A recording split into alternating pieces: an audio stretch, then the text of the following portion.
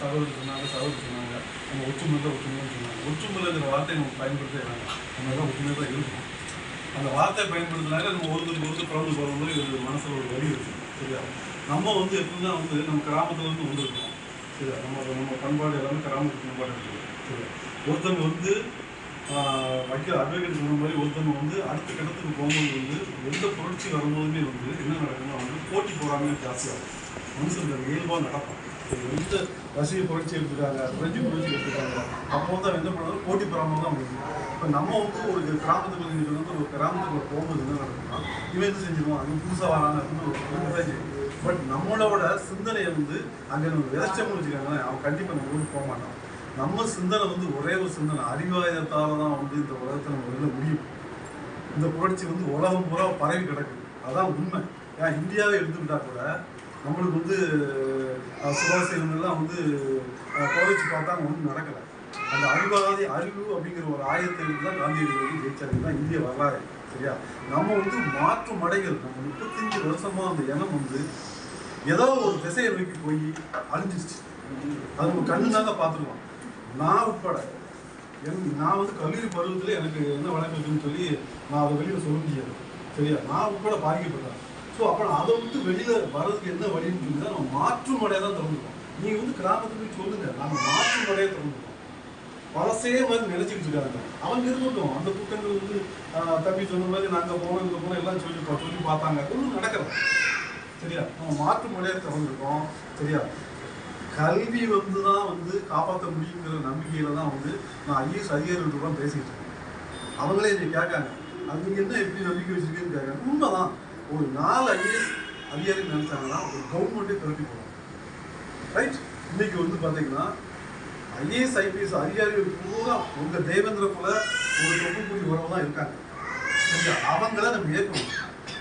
நீங்கள் என்னோட தம்பிகள் என்னோட தொகுப்புடி உறவுலாம் நீங்கள் முதல்ல செய்யக்கூடிய என்னன்னா நம்ம போட்ட தேவேந்திர சாரம், சரியா, நம்ம போட்ட விஜயம் இதை நீங்கள் மனப்பாடமாக பண்ணி தயவுசெய்து நீங்கள் அதை பற்றி நீங்கள் செஞ்சாலே போதும். அதுக்குள்ள எல்லா விஷயம் அதுக்குள்ள இருக்கும். தம்பி அதை படிச்சுட்டு தான் சொல்லியிருப்பான்னு நான் நினைக்கிறேன். சரியா? அதுக்கு எல்லா விஷயமும் இருக்குது. ஒரு மனிதன் எப்படி வளர்ந்துருக்கு, ஒரு ஒடுக்கப்பட்ட இனம் எப்படி வளர்ந்துருக்கு. சரியா?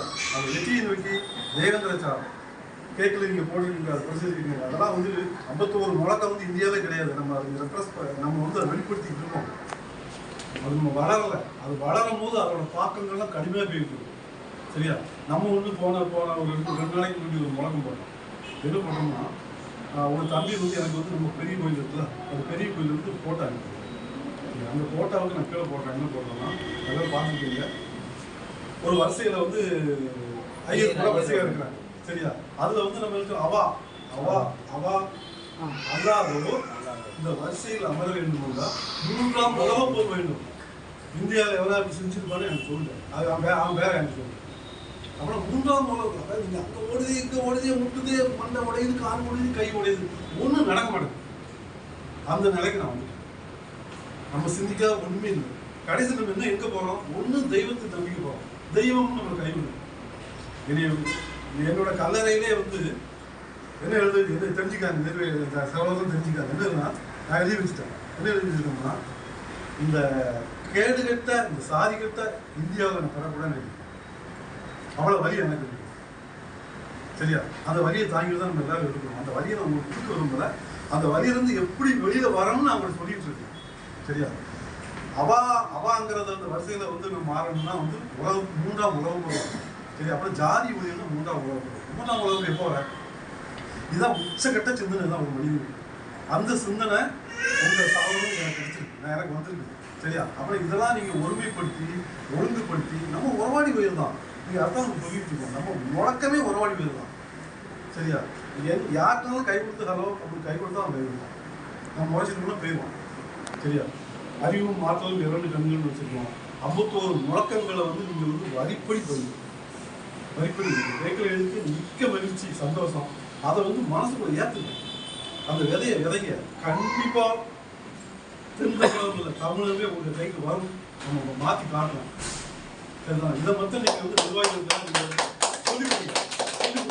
சொல்லிக் கொடுத்து விதை விதைச்சா அறுவடை நம்மளாம் விவசாய பிள்ளைகள் சரியா? விதை கிடைச்சா அறுவடை ஆகாம இருக்கவே மாட்டான். நம்ம நல்ல விதைகளை விதைப்போம், கண்டிப்பா நம்மளுக்கு மிகப்பெரிய வெற்றி நம்மளுக்கு இருக்கும். சரியா? அப்புறம் வந்து அந்த வழக்கறிஞர் தம்பி சொன்ன மாதிரி வந்து அவர் சொன்னதை நம்ம போட்டிருக்கோம். தேவன் இதில் போட்டிருக்கோம், வெற்றி நோக்கில் போட்டிருக்கோம். பரிவர்த்தனை முறைன்னு ஒன்று போட்டிருக்கோம். பரிவர்த்தனை முறை அந்த காலத்தில் பண்டமாற்று முறைகள் வந்து நெல்லை கொடுத்துட்டு கடையிலே காய்கறி வாங்கிட்டு வருவாங்க, நெல்லை கொடுத்துட்டு கடையில் சுக்கு வாங்கிட்டு வருவாங்க. ஓகே, அதை தான் நம்ம பரிவர்த்தனை முறைன்னு போட்டுருக்கோம். அதை வந்து உள்ள போய் பார்க்கணும். பரிவர்த்தனை முறை நம்ம அட்வொகேட்னா வந்து அதுக்காக கிரிமினல் ஆகணும்னு சொல்ல வரல. அட்வொகேட்னா வந்து அந்த கேஸ் வந்து நம்ம சாதி நம்ம பக்கக்கூடிய ஒரு தான் வரணும். சரியா? ஒரு டாக்டர் ஒருத்தருக்கு உடம்பு சரியில்லைன்னா அந்த பேஷண்ட் வந்து நம்ம சமுதாய டாக்டருக்கு தான் வரணும். சரியா? ஒரு துணி இருக்காங்க, அந்த துணி நம்மளதான். அப்படிதான் நீங்க வந்து பரிவர்த்தனை முறை வளர்ந்தா தான் இந்த பொருளாதாரத்தில் வளர முடியும். சரியா? அதை விட்டீங்கன்னா நீங்க வந்து நம்ம முழக்கம் போட்டிருக்கோம், பட்டியலை விட்டு வெளியே வந்தாலும் படித்தவர்களின் பார்வை படாம இந்த இனம் வளரவே வளராது. அதை நீங்க எல்லாரும் 100% நம்பிக்கை வச்சிருக்கீங்க. படிச்சவங்க ஐஏஎஸ் தான் படிக்கணும்னு நினைக்கிறாங்க, ஐபிஎஸ் தான் படிக்கணும்னு நினைக்கிறாங்க. ஒரு 5ஆம் கிளாஸ் படிச்சது அது ஒரு படிப்பு தான், அது ஒரு அறிவாயம் தான். அவன் வந்து உள்ள வரணும், அவன் வந்து மூளை இயக்கணும். அப்படி இயக்கினா தான். ஏன்னா நம்ம நான் வந்து தமிழ்நாட்டில், நான் பெருமைக்காக சொல்லல சகோதரர்களே, தமிழ்நாட்டில் எனக்கு தெரியாத ஐஏஎஸ் யாருமே கிடையாது. அது என்னோட டேட்டா எடுத்து பார்த்தா தெரியும். சரியா? தமிழ்நாட்டின் தேவேந்திர குல வேளாளரோட முதல் ஐஏஎஸ் கூட தான் நான் வந்து படித்தேன். அவருக்கு தான் நான் அரசியல் படித்தேன். அவர் பேர் வந்து செல்வராஜ் ஐஏஎஸ். சரி, அவர் தான் நம்ம தேவேந்திர குலோட முதல் ஐஏஎஸ். அவர் தான். சரியா? அவனால ஒன்றும் முடியலை, அவங்களை வெளியில தூரம் போட முடியாது. அவன் தான் இயக்கம். அதுக்கு தான் நம்ம 2வது வெற்றி நோக்கில்